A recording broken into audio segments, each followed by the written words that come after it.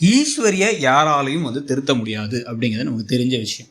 அதுலேயும் இப்போ ஈஸ்வரி பேசுகிறதுக்கு பின்னாடி அக்கறைன்னு ஒன்று இருக்குது அப்படிங்கிற மாதிரி எல்லாரும் திருப்பி திருப்பி சொல்லிட்டு இருக்காங்க. அதாவது என்னென்னா எழில் பாவம், அவர் வேலைக்கு போகாமல் இருக்கார் உருப்படியா, அவர் கனவுன்னு சொல்லி அவரோட வாழ்க்கையை தொலைச்சிட்டு இருக்காரு, நேரத்தை வீணடிச்சுக்கிட்டு இருக்காரு. இன்னொரு பக்கம் அவங்களுக்கு குழந்தை பிறக்கலன்னா அதனால ஏதோ பிரச்சனை வந்துடும் அப்படிங்கிற மாதிரி பல விஷயங்கள் எல்லாம் பேசிக்கிட்டு இருக்கும் பொழுது, நாளைய எபிசோடில் இப்போ ஈஸ்வரி பயங்கரமாக ஒரு குண்டை தூக்கி போட போகிறாங்க. இதுவும் அக்கறைக்கு கீழே வரப்போதா அப்படிங்கிறத பொறுத்திருந்து பார்க்கலாம். ஆனால் அதுக்கு முன்னாடி நடந்ததில் என்னென்னு பார்த்தீங்க அப்படின்னா இப்போ எல்லாருமே சொல்கிறாங்க திருப்பி இந்த பக்கம் பாக்கியா, ராமமூர்த்தி எல்லாருமே தயவு செஞ்சு இந்த விஷயத்தை இப்படியே விட்டுரு ஈஸ்வரி, தேவையெல்லாம் பேசாத, அவள் தான் இதில் புரிஞ்சுக்கிறா, அழுதுகிட்டு இருக்கா, அவளை விட்டுரு அப்படிங்கிறாங்க.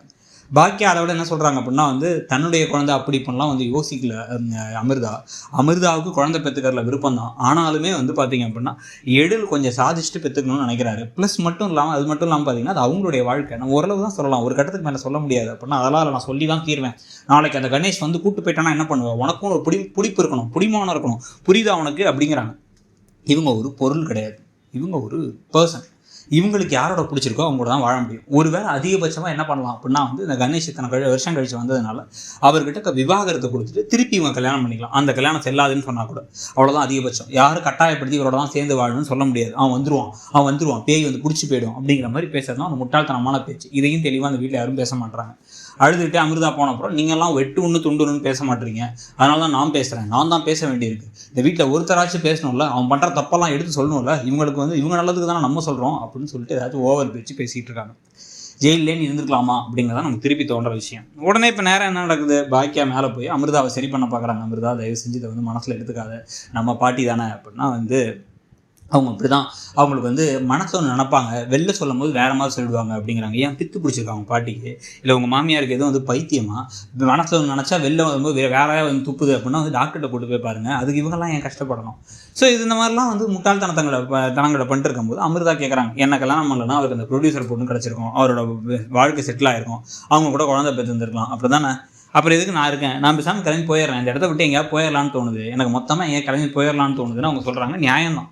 இவ்வளோ அவமானத்துக்கும் அசிங்கத்துக்கும் பிறகு இங்கேயே இருக்கிறதுக்கு அவங்க என்ன பாக்கியலட்சுமியா இல்லை சிறகடிக்காசு மீனாவா, எவ்வளோ காரி தூப்பினாலும் அதே இடத்துல உட்காந்துருப்பேன் அப்படிங்கிற நிலமையில உட்காந்துருக்கிறதுக்கு.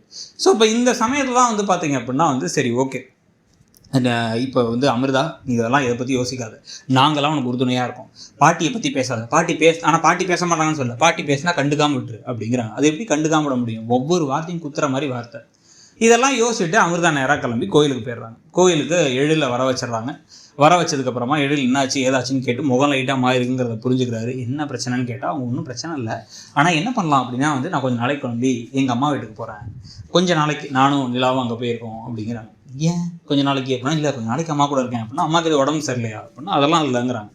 அப்போ எதுவும் உடம்பு சரியில்லாமலாம் இல்லை, அதனால் திடீர்னு அங்கே போயிருக்க போகிறேன்னா மொத்தமாக போறியா, கொஞ்ச நாள் போறியா இல்லை மொத்தமாக போறியா அப்படின்னா மொத்தமாக தாங்கிறாங்க. என்ன மொத்தமாங்கிற நினச்சேன், யார் என்ன சொன்னா, யார் அப்படின்னா ஒன்றும் இல்லைன்னா அப்போ பாட்டி தான் சொல்லியிருக்கணும் அப்படின்ட்டு அமைதியாகவே இருக்காங்க. என்ன சொன்னாங்க அப்படின்னா, வெளில பாட்டி குழந்தைங்கிறத பற்றி பேசுகிறாங்க அப்படின்னு சொல்லிட்டு பேசின உடனே இவர் கடுப்பாகி வா போகலான்னு கூப்பிட்டு போகிறாரு. வா அமிர்தாணி அப்படின்னு கூப்பிட்டு போயிட்டுருக்காரு. இதுக்கு நடுவில் வீட்டில் செல்வி திருப்பி சொல்கிறாங்க, ஏதோ ஒரு பிரச்சனை வரப்போகுதுக்கா, உங்கள் மாமியார் பேசுறதெல்லாம் சரியில்லை, ரொம்ப வார்த்தையால் குத்துறாங்க அப்படின்னா, ஆமாம் ஏற்கனவே ஜெனிக்கும் அமிர்தாவுக்கும் சண்டை வர மாதிரி இருந்துச்சு, இப்போ இந்த மாதிரி இது வரவிடாமல் தடுத்தரணும் அப்படின்னு பேசிக்கிட்டு இருக்காங்க. பேசிகிட்டு இருக்கும்போது ராமமூர்த்தி சொல்லிடுறாரு, நீ ஒரு 7:30 கூட்ட போகிற அப்படின்ட்டு ஈஸ்வரி கிட்ட. அப்போ நேராக இப்போ இறங்குறாரு. இப்போ எழில் இறங்கி வேணாம் பிரச்சனை வேணாம்னு சொல்ல நேராக உள்ளார நிறுத்தினோடனே எங்கே போயிட்டு வர அப்படின்னா, கோயிலுக்கு போயிட்டு வரேன் அப்படின்னு தாத்தாரை சொல்லி பாட்டின்னு கத்துனா உடனே பாட்டி தூங்கி எழுந்துறாங்க. என்னடா பாட்டிக்கு என்ன தரப்போற, தூங்கிட்டு இருந்தேன் எது கூப்பிட்ட அப்படின்னு. என்ன சொன்னீங்க அவர்கிட்ட அப்படின்னா, ஏன்னா அதுக்குள்ள போட்டு கொடுத்தாளா அப்படின்னா, அதில் என்ன போட்டு கொடுக்கறதுக்கு இருக்குது, நீ எல்லா விஷயத்தையும் என்கிட்ட சொல்கிறல, அந்த மாதிரி அவ புருஷன்ட்ட சொன்னான் அப்படின்னு ராமமூர்த்தி பேசுகிறாங்க. அப்படிலாம் இல்லைங்க, எப்படி சொன்னாலோ அப்படிங்கிற மாதிரி பேச ஆரம்பிக்க. நீங்கள் என்ன சொன்னீங்கன்னு சொல்லுங்கள் அப்படின்னா, எப்பயும் சொன்னதான் சொன்னேன், இன்னொரு பிள்ளை பெற்றுக்கோன்னு சொல்லி சொன்னேன். அதை இப்போ ஜெனிக்கெல்லாம் 2வது குழந்தை பிறக்க போது, இவளுக்கு இன்னும் முதல் குழந்தையே பிறக்கல அப்படின்னா செம கடுப்பாயிட்டாங்க. ஒன்று இல்லை எல்லாரும் சேர்ந்து தேவையில்லாத பிரச்சனை எங்கெங்கேயோ போகுது, இந்த பிரச்சனையை விட்டுடலாம், வேணாம்னு எல்லாரும் பேச ஆரம்பிக்கிறாங்க. செடியன் வராரு. இந்த பக்கம் பார்த்தா பாக்கியாவும் நீ மேலே போடா எழில் அப்படின்னா இவர் அதெல்லாம் போக மாட்டேன்னு ஒரு கடுப்பில் இருக்காரு. அந்த பக்கம் பாட்டி நான் அப்படி தான் பேச தான் செய்வேன், இந்த வீட்டில் இருந்தால் நான் அப்படி பேச தான் செய்வேன் அப்படின்னு பேசிக்கிட்டு இருக்காங்க. அடுத்து இவங்க நாளைக்கு பேச போகிறதான் கொடுமையான விஷயம். இவனுக்கு ராசி இவன் ஏதோ நேரம் சரியில்லை அதனால் இப்போ சரியாயிடுவான் அப்படின்னு ராமமூர்த்தி சொன்னதுக்கு அவனுக்கு வேலை விஷயத்தை பற்றி பேசும்பொழுது நேரம் சரியில்லைங்கிறது இவனுக்கு இல்லை அவளுக்கு அவள் தான் ராசி இல்லாதவங்கிறாங்க. இதெல்லாம் அக்கறைக்கு கீழே வருதா அப்படின்னு வந்து பார்க்கலாம். ஸோ நாளைக்கு இந்த இன்னொரு பெரிய பூகம்பம் வந்து எழில் வீட்டை விட்டே போக போகிறாங்க. பாக்கியா பலார்னு ஒன்று விடுவாங்களா அப்படின்னு பார்த்தா வந்து பாக்கியாவை தான் வந்து வெளியே போக சொல்ல போகிறாங்களாம்.